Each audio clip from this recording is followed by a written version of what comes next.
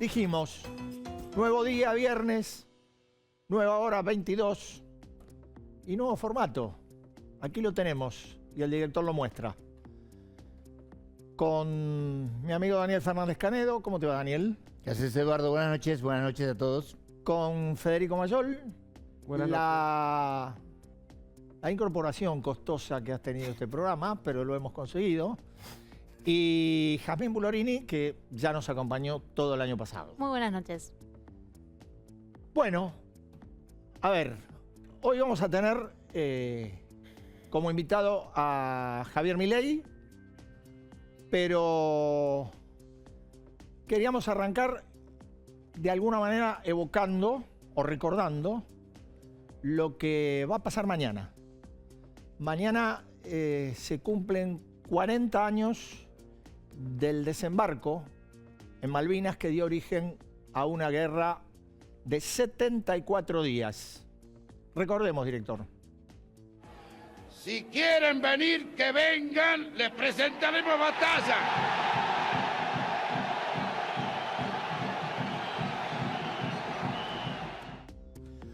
Una guerra que todos sabemos, ya es conocido, fue un último acto de desesperación de la dictadura para intentar evitar lo inevitable, que era el derrumbe,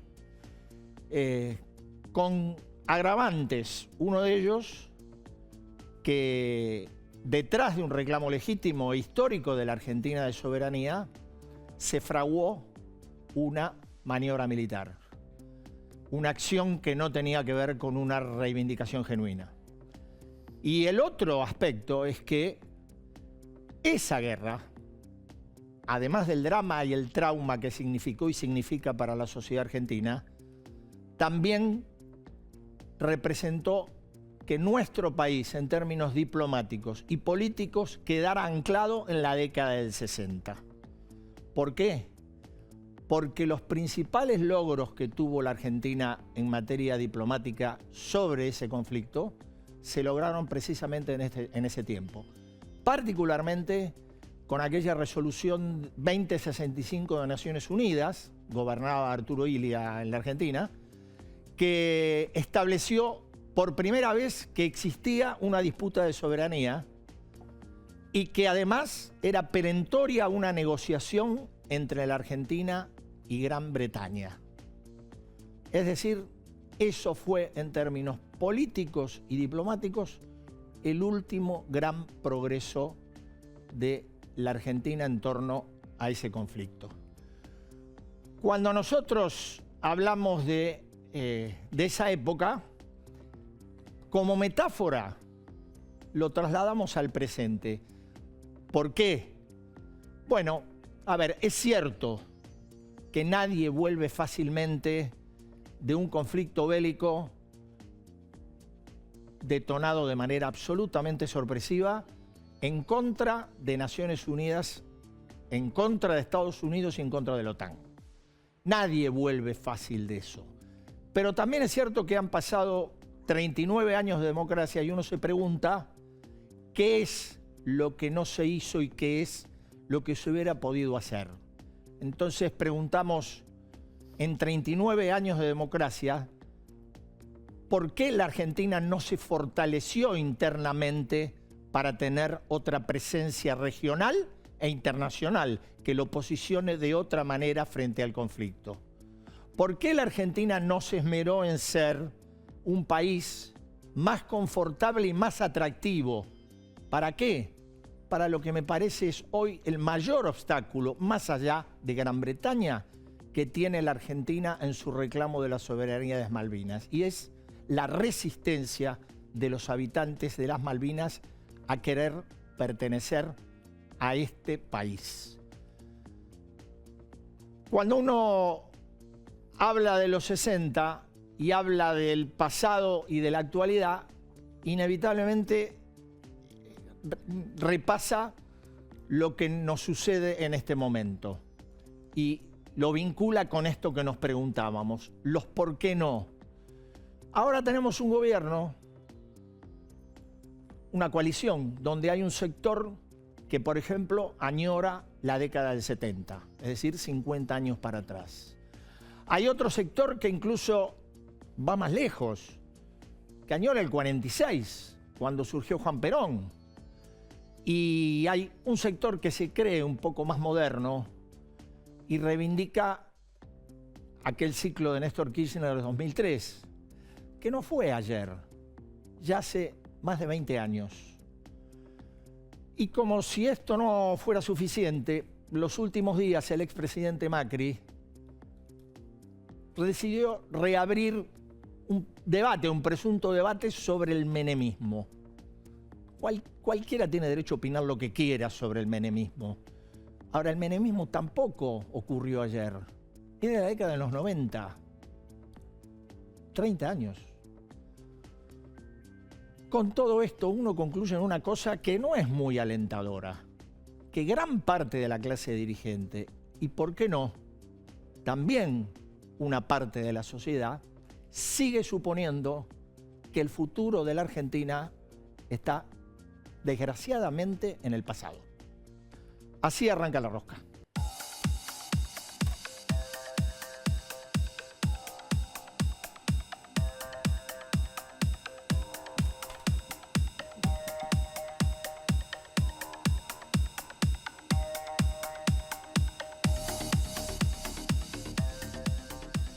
Y aquí estamos, Javier Milei, gracias por estar. ¿Qué tal, Eduardo? Muy amable. Milei trajo de obsequio al programa este libro, el director si lo puede tomar, aquí está, El Camino del Libertario. Y yo, antes de hacerle la primera pregunta, quiero hacerle una pregunta a mis compañeros. 40 años de Malvinas. ¿Podemos empezar por lo más joven? Dale. Sí, claro, podemos empezar. A mí lo que me pasa con las imágenes de Malvinas, yo no lo viví. Y la verdad es que, haciendo un paralelismo con lo que está pasando en Ucrania, que uno se emociona, no me puedo imaginar lo que debe haber sido para ustedes vivirlo en ese momento. A mí me toca desde el lado sentimental. Y quiero decir un dato, porque me parece que sí es un tema que une a todos, por suerte en la política más o menos, el tema Malvinas. Y mañana, lamentablemente, va a haber muchos actos por Malvinas. El presidente va a estar en uno a las 12:30 del mediodía, la vicepresidenta en otro a las 4 de la tarde en el Senado. ¿Daniel? Bueno, no soy el más joven, estoy bastante lejos. No, el más joven es Jazmín.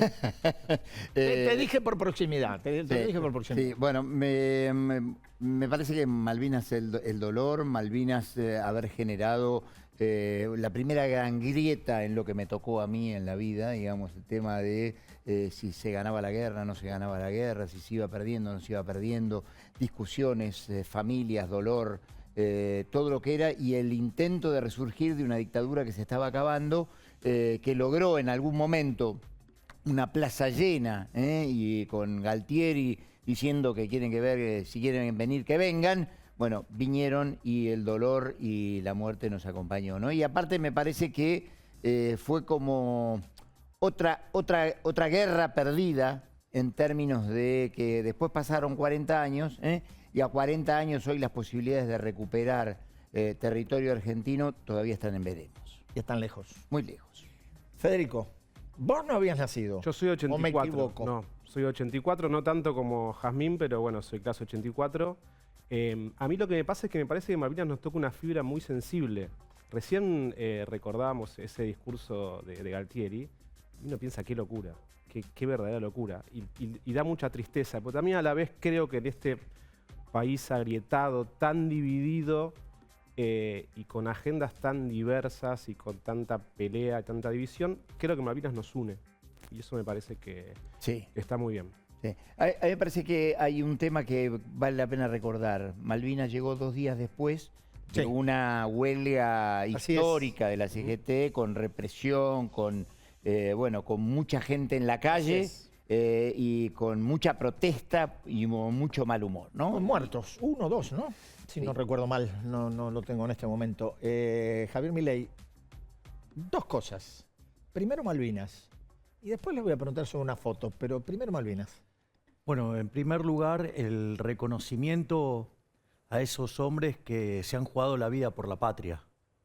Digamos, hombres que se plantaron frente a una potencia que además recibió la ayuda de otras superpotencias. Por lo tanto, hay que reconocer la valentía, el honor de esos hombres que dieron la vida por la patria. Me parece que ellos son dignos del reconocimiento porque, digamos, han ido a pelear una batalla desigual, una guerra desigual, y lo han hecho con el mayor de los honores, y eso se les reconoce internacionalmente. Ese es un punto que no podemos dejar de lado.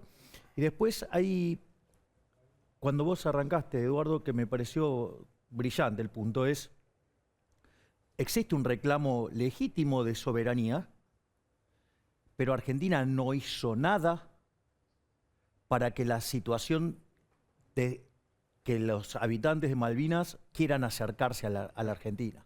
Y a partir de, la guerra fue un quiebre, porque recordemos, y es justo recordarlo, yo mencioné lo de la década del 60, en el 71, cuando gobernaba Alejandro Agustín Lanusse, hubo un complemento que fue el intercambio de servicios marítimos aéreos que empezó a haber entre las islas y el continente.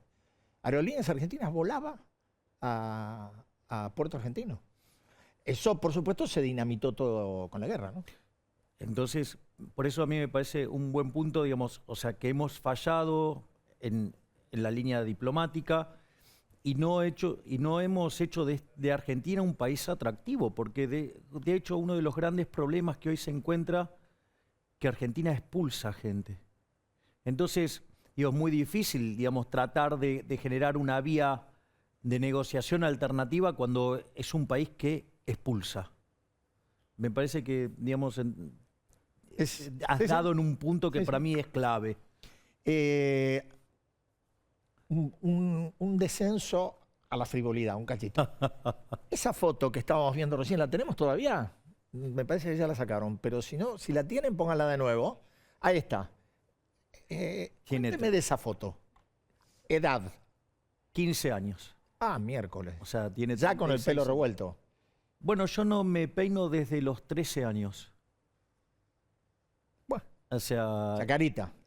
Atajaba en Chacarita y llegué a ser parte del plantel profesional y dejé de jugar en el año 89, en el medio de la hiperinflación.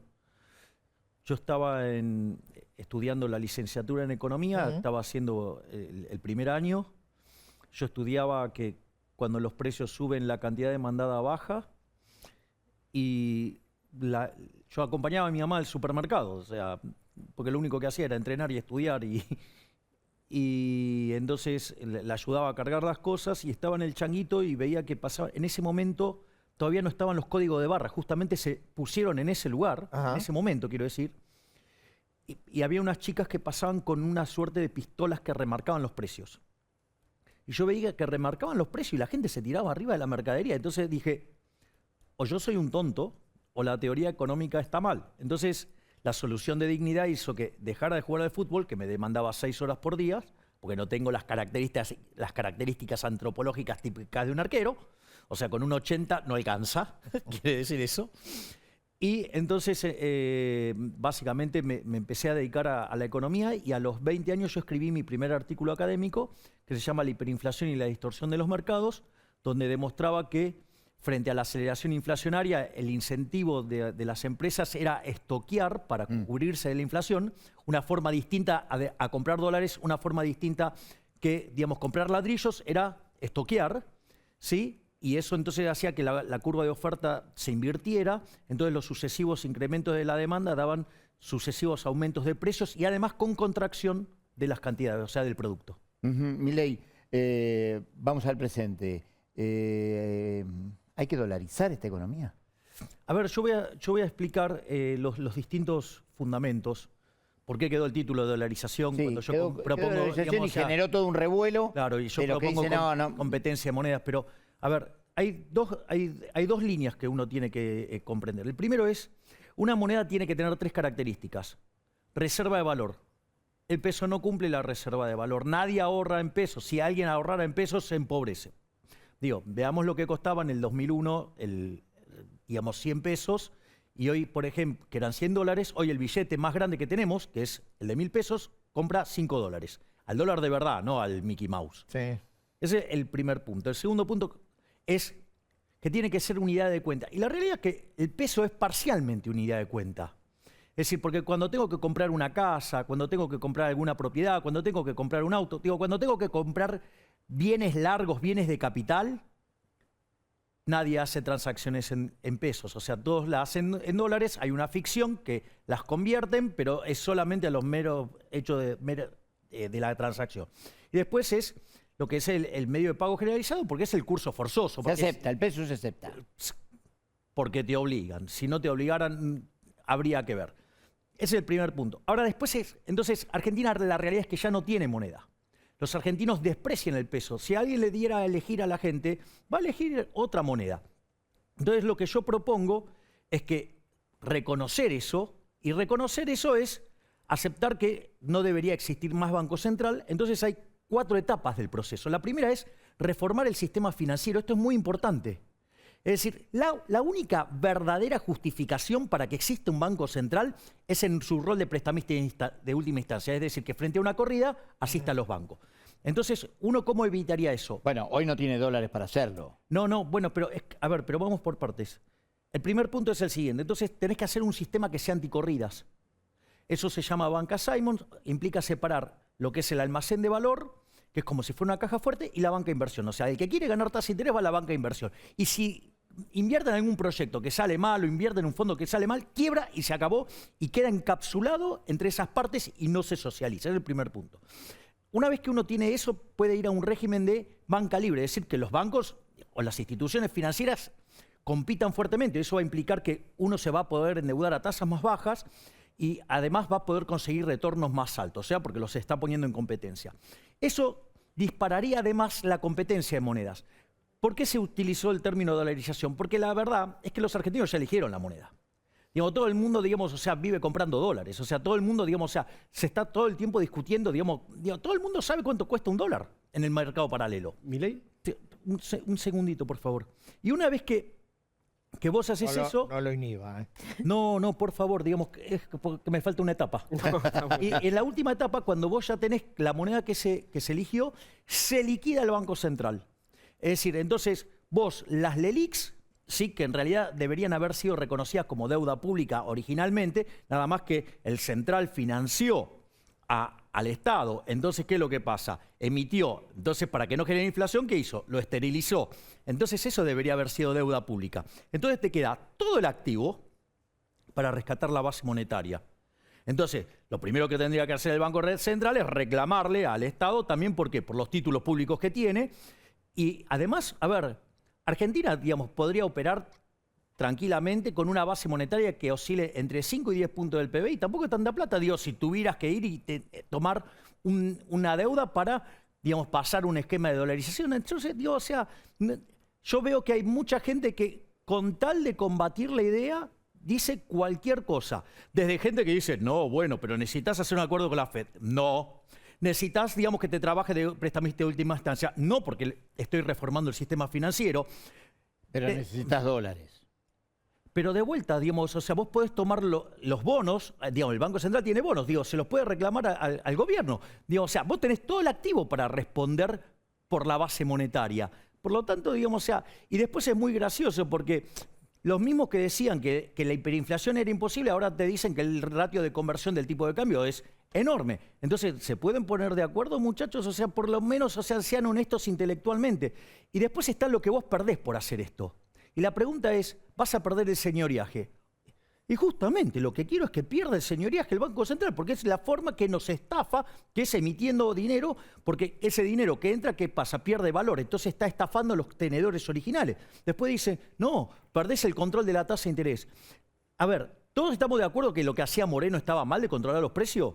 Sí. Bueno, la tasa de interés es el precio relativo de los bienes presentes respecto a los precios futuros. Quiere decir que no solo pretenden controlar los precios presentes, sino también los precios futuros. No quiero que los controlen. O sea, no quiero que me controlen el tipo de cambio. O sea, digamos, bueno, acá directamente el riesgo cambiario desaparecería. Entonces, digo, todas esas cosas que ven como riesgo, en realidad son todos mecanismos por los cuales la política estafa a los argentinos de bien. No es un tema menor. Hacemos un puntito. Sí. Dale, Fede. Lo traigo un poco para la política, porque justamente los últimos días uno de los que habló de dolarización fue Macri. Se metió también en este debate que usted instaló. ¿Está hablando con él? No. Porque el año pasado se reunió en campaña. Sí, esto es importante. Yo me reuní con él antes de las pasos. A ver, digo, hay que ponerlo en tiempo y lugar la reunión. No me haga 3 etapas ahora. ¿Sabe No, juro que no, Eduardo, no, juro que no. ¿Sabe por qué le pregunto, Milei? Porque Macri otra vez volvió a tener un rol muy importante, digo. No, más allá de su proyecto presidencial, el suyo. No, está perfecto. La pregunta es, ¿usted apoyaría un eventual segundo tiempo de Macri? Digamos, o sea, si él viene y quiere hacer una interna en La Libertad Avanza, vamos a una interna y el que gana... para allá no va a ir. Yo no voy a ir a un lugar donde hay colectivistas. O sea, yo no tengo ningún punto de contacto con la Unión Cívica Radical, que es la Internacional Socialista, no tengo ningún punto con la Coalición Cívica, no tengo ningún punto en común, digamos, con gente, digamos, como las palomitas tibias del PRO. Entonces digo, yo no puedo tener nada con los colectivistas, porque en realidad esa gente, digamos, son parte del problema, no de la solución. O sea, vos entras en una alianza con ellos, te destruyen, te hunden.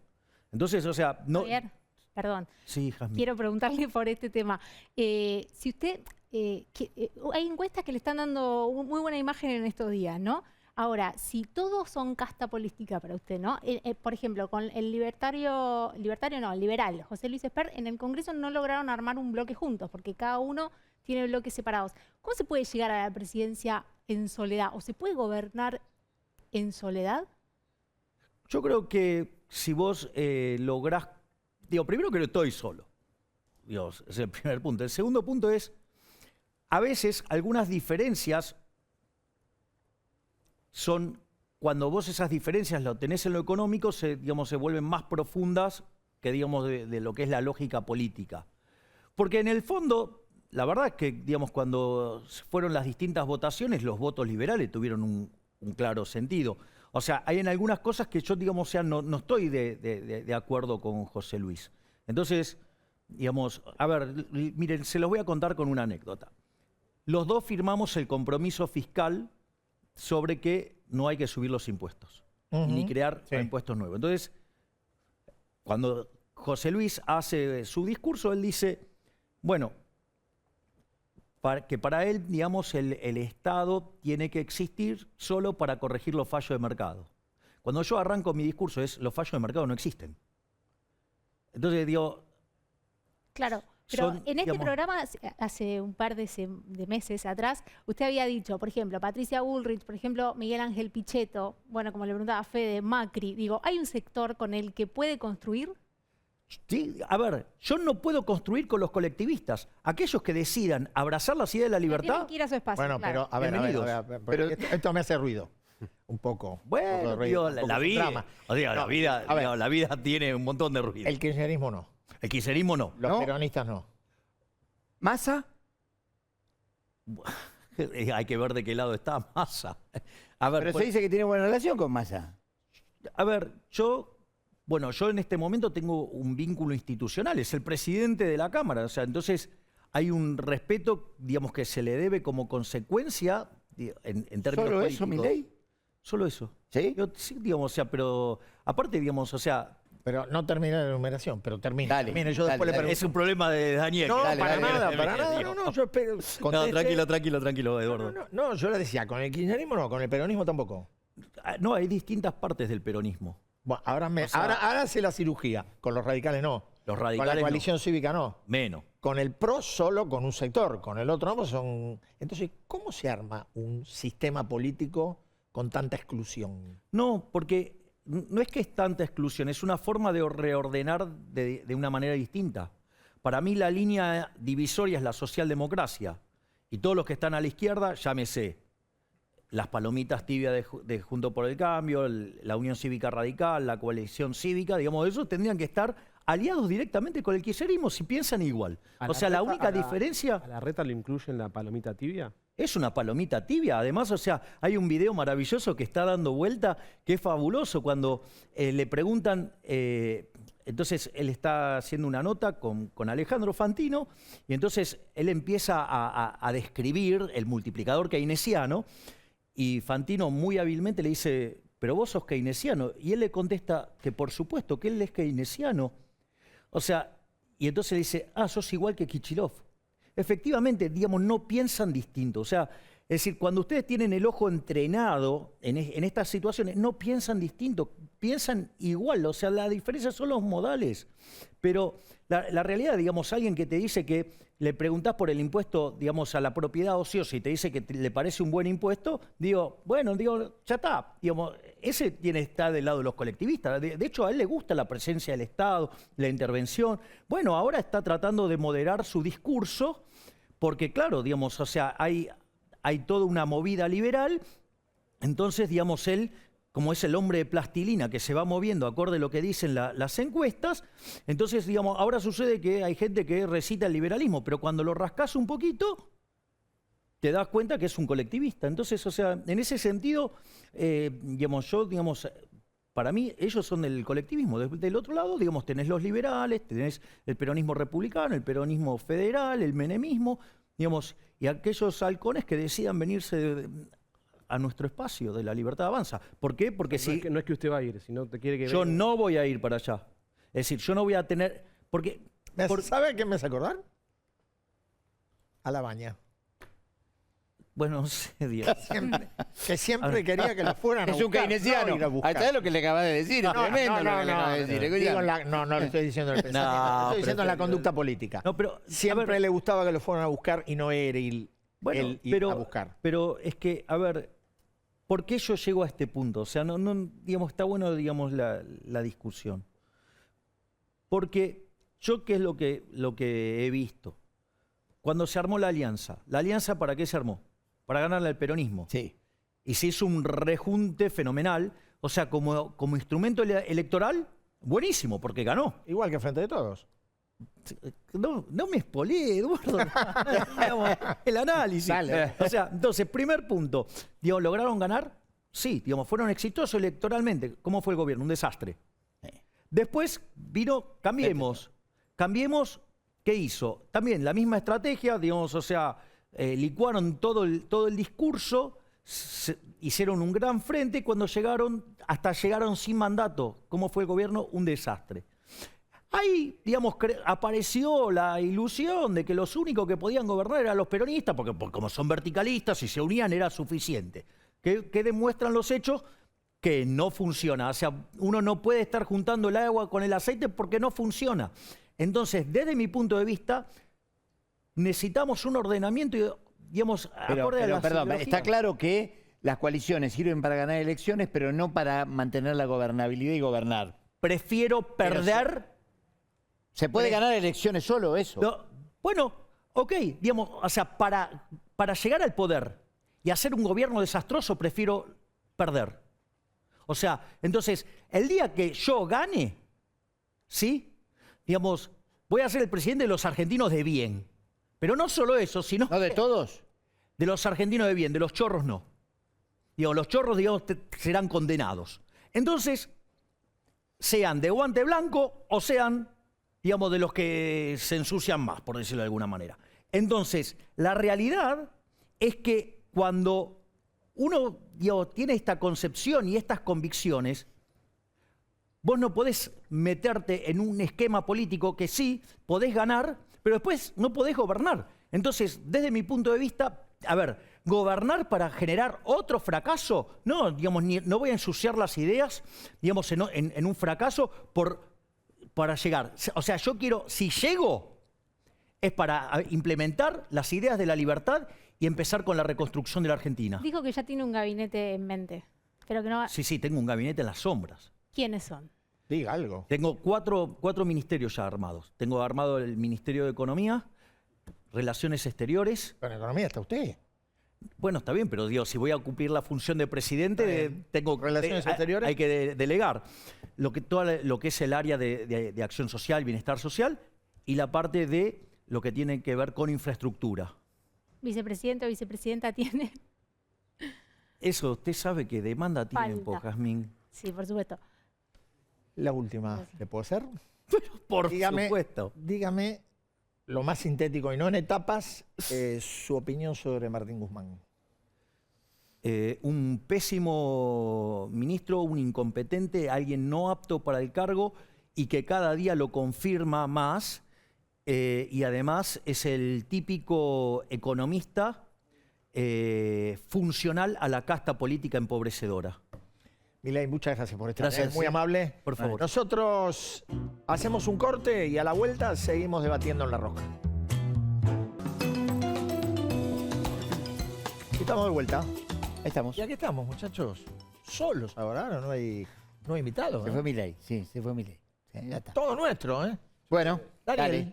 Bueno, el tema es en la guerra contra la inflación, el gobierno arranca reconociendo su impotencia, ¿no? Me parece que la frase ¿Cuál? de la semana, por lo menos como mínimo, es esta del secretario de Comercio, Feletti, que lo que sostuvo es que, bueno, milagros uno no puede hacer, digamos, uno no puede hacer milagros, ¿no? En el tema de la inflación, que se une un poco a otro concepto que había dado el Milagros uno no hace, que se había dado a ver, no hacía Matías falta que Culfas. lo dijera, ¿no? Sí, claro, bueno, dejo clarísimo de hacer milagros, lo que que no pasa ha es que el hecho gobierno me milagros. parece que cae en la cuenta. Perdón, pues no llevo la cuenta, si alguien se acuerda.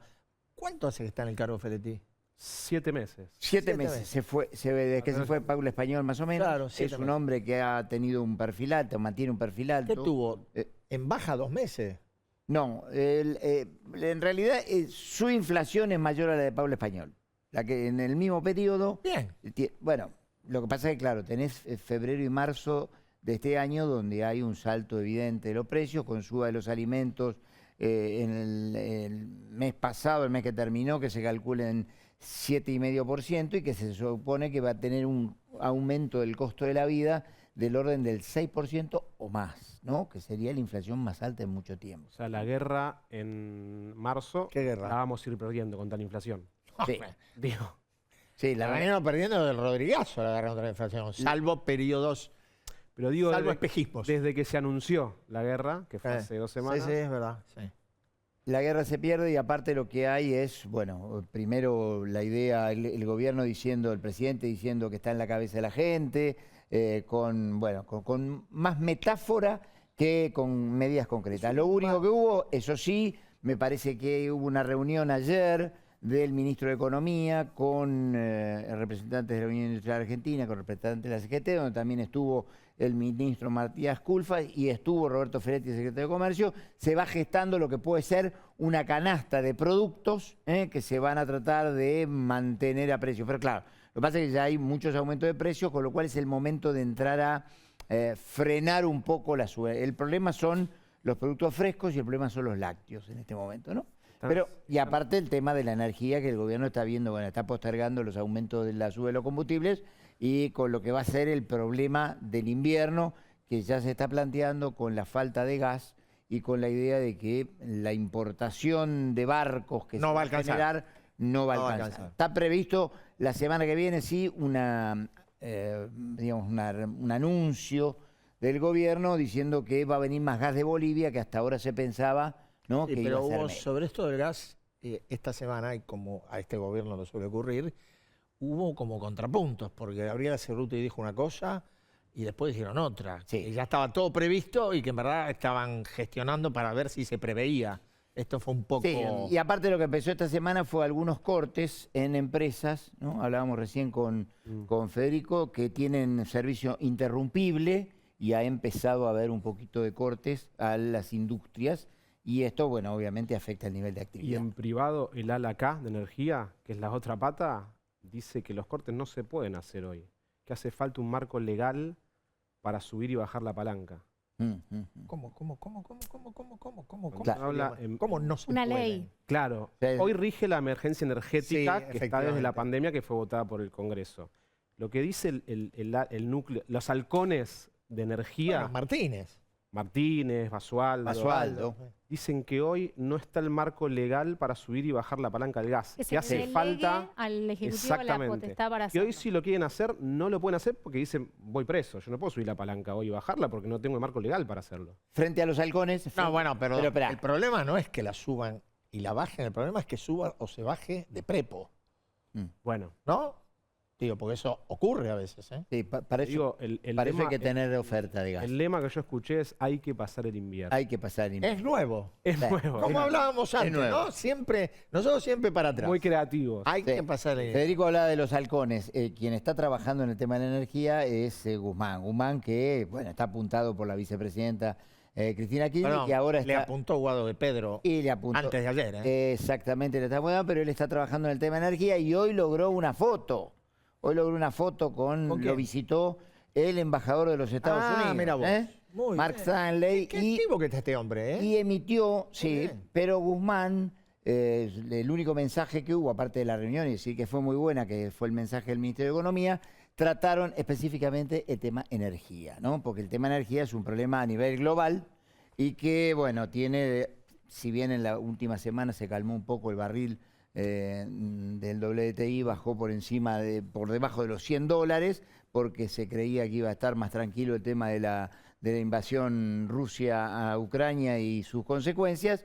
Bueno, la Argentina, el problema de la energía representa una luz roja inmensa y, como dijo Federico, pasar el invierno me parece que va a ser difícil para todos. Por eso, la actividad de la familia... La familia está complicada, Eduardo. Recién contaba Daniel que ayer hubo una reunión en economía. Es la cuarta reunión del gobierno, la CGT y la Unión Industrial Argentina. ¿Sabes quién no estuvo en las 4 reuniones? Sí, creo que sé, pero decilo vos. Pablo Moyano. Ahí está, la familia es Moyano, ¿no? Que hoy, Blanqueémoslo. un dato de última hora, hoy estuvo en Casa Rosada al mediodía. Había algunos trascendidos que decían que había ido a almorzar con el presidente, no lo recibió el presidente. Estuvo con Julio Vitovelo, secretario general de la Presidencia, tomando un café. Algunos dicen para bajar las tensiones. ¿Por qué tensiones? Porque recordemos que en la semana, no sé si tenemos la foto ahí para, Y la tenemos que tener, ahí para está, mostrar. mirá. Ahí está, mira. Mientras Alberto Fernández se reunía con Hugo Moyano y otros sindicalistas por la conmemoración de los 40 años de la marcha de la CGT, casi a la misma hora o por los mismos días, Pablo Moyano se encontraba a tomar un café con ese señor que estamos viendo, que es Máximo Kirchner. Que Yo te voy a contar algo A ver, del pasado. sí. Si había una familia que Máximo Kirchner detestaba, era la familia Moyano, y se la reprochaba a su padre cuando era el principal aliado de Néstor Kirchner. También Cristina la detestaba. Seguramente. No lo escuché, lo otro lo escuché. Sí, también Cristina. Ahí, a ver, hay una tensión latente y creciente por las versiones más fidedignas dicen que es por la herencia y la sucesión del gremio. Hugo Moyano está grande, y hay ahí un lío entre los hermanos, Pablo Moyano, Jerónimo Moyano, que está muy metido en el gremio, Huguito hay otro, ¿no? Huguito, que es abogado y también está muy metido, y hay una... Facundo falta. Y Facundo Profundo está con el fútbol ahora. Con Alvarado. Está con la Alvarado en Mar del Plata, exactamente. Va y viene entre los hermanos y los hermanastros, porque son distintas madres. Pero ya que mencionaba, hay un factor de discordia que es Liliana Zulet, que es la pareja de Hugo Moyano actual, que maneja las empresas del gremio y todo lo que hay alrededor de los negocios del gremio, que estaría compitiendo con Pablo Moyano por la herencia y la sucesión. Pero digo, porque hay mucha inquietud en el gobierno con esto, porque Pablo Moyano es uno de los jefes de la CGT, el triunvirato es Héctor Daer, Acuña y Pablo Moyano, y no estuvo en ninguna reunión de esta terapia de grupo que dijo el presidente entre los sindicatos y el gobierno. Hay quienes dicen que está con ganas de dar un portazo. ¿Pablo Moyano? Bueno, ya habló de ajuste, que es la palabra maldita en el gobierno, nadie puede mencionar el ajuste. El otro día publicó una solicitada pidiendo que otra vez se prorrogue el impuesto a la riqueza o que otra vez se impulse para el pago del FMI. Sí, aparte se manifestó en contra del acuerdo con el FMI, claramente. Sí, claramente, Claro. claramente. Por eso la visita de hoy a Casa Rosada también es un guiño para bajar un poco la interna. No fue recibido por el presidente, pero sí por una persona muy cercana. Había estado el presidente con Hugo Moyano hace 2 lunes en un encuentro que no estaba en agenda oficial y pasó muy desapercibido. A los días Pablo Moyano se encuentra con Máximo Kirchner, Bueno, hay mucha inquietud y mucha tensión en torno a esta pelea Ahora, familiar. la Cámara se está acercando a terminales sindicales porque también en la UOM, ¿no? Bueno, Furlan. Claro, Furlan que sacó a un histórico como es Caló, ¿no? Hay mucho Y sorprendió. Y después Víctor ¿Sabés quién está en la Santamaría. cuerda floja también? ¿Quién? Ya sé. Barrio Nuevo. Te iba a decir. Que cumplió 82 años hace poquito. Lo envidio. Y que está muy cerca de ceder o perder el sindicato Gastronómico. con su excuñado. con su ex cuñado. Exacto. También hay una interna Sí, familiar. no, ahí eso es una... Esa interna familiar. Es otra historia de familia. Y la diputada Sí, Gisela claramente. Marciota, que responde a Víctor Santamaría del PJ porteño, que también votó en contra del acuerdo y con el firmó fondo. la carta de estos últimos días. Digo, por ahí sí hay más. Hay mucho revuelo con el sindicalismo. Y el gobierno me parece que hay un sector al que no le está encontrando la vuelta. Por eso se apoya en Héctor Daer. Recordemos que las dos reuniones privadas y las primeras donde se hizo terapia de grupo, porque el presidente habla de terapia de grupo porque en esas reuniones hay un empresario que menciona lo de terapia de grupo. Dice, bueno, esta final parece una terapia de grupo. En esas dos reuniones de sanidad no estuvo Pablo Moyano. Sí. Eso. Debe ser exactamente así, porque si algo no ha hecho en su vida el presidente es terapia. ¿Nunca? Jamás. Bueno. Yo te diría que tiene casi la misma Su terapia es resistencia que la tocar la vicepresidenta. guitarra y cantar. Terapia Yo tampoco en nunca. el Terapia, sentido, claro. absolutamente. No hay una terapia. Hay un montón. Claro, ese es su. Hablábamos de formato terapia clásica. Claro. Jamín. Sí, hablemos un poquito de la agenda del Congreso y de la vicepresidenta, ¿no? Cristina Kirchner, porque esta semana pasó un dato muy importante adentro de la Cámara, que es que el oficialismo tuvo que dar marcha atrás en una sesión que estaba prevista para que se convoque rápidamente, y es un dato, porque ya sabíamos que había perdido la mayoría Cristina. Pero igual el voto lo manoteó rápido. Lo manoteó rápido, pero tuvo que dar marcha atrás con una sesión que estaba prácticamente convocada y fácil. ¿Y qué está pasando ahí? Bueno, está pasando que adentro del bloque del propio Frente de Todos hay tensiones que obligan en algún punto a José Mayán, que es el jefe de bloque, a manejarse con mayor cuidado. Y hay algunos aliados que tienen espalda, que son aliados férreos, pero que al ver la debilidad del gobierno, bueno, cada vez piden un poquito más por ahí. Entonces se les está complicando esto. Tuvieron que frenar esta sesión que era por el tema reforma al Consejo de la Magistratura, un tema judicial que es muy engorroso, porque uno dice, No va a salir. ¿qué es? En el Senado sí. Hay que ver qué pasa en probablemente, diputados, ¿no? Pero en diputados no pasa. Es muy engorroso, que en realidad tiene que ver con que afecte concretamente al Poder Judicial y una parálisis. Digo, es importante el tema, Muy importante. pero es muy técnico, entonces se vuelve engorroso desde ese lado. Pero bueno, finalmente va a haber sesión la semana que viene por el tema Consejo de la Magistratura. Le dieron al rionegrino Alberto Beretilnec los cambios que pedían. Libro. Y El libro. Claro, obvio. Porque Beretilnec pregona la Federalización. Decilo vos. Federalización Ahí está. del de Consejo. Sí. Ahora, Pero- ¿sabe cuál es la verdad?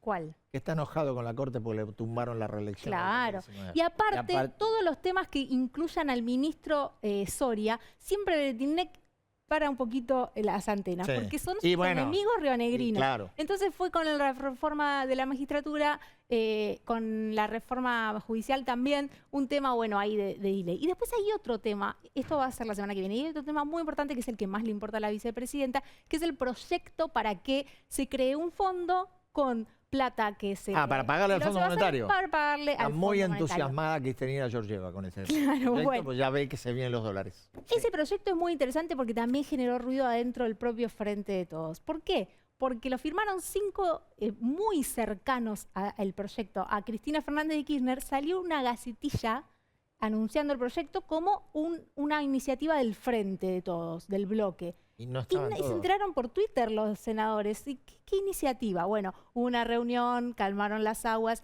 le explicaron que era para el efecto sorpresa. Bueno, la semana que viene se espera que se empiece a debatir ese proyecto que ya trae ruido. Bueno, un proyecto que trae ruido no solo porque supuestamente genera los dólares o generaría los dólares para pagarle al Fondo Monetario Internacional, sino porque hay quien dice, entre otros el senador Lustó, que dice, bueno, esto en realidad es un blanqueo para blanquear La ley de plata a Daniel los Muñoz. amigos. Claro. Ah, La ley de Daniel exactamente. Muñoz. En Del Casa secretario. Rosada también se enteraron por Twitter.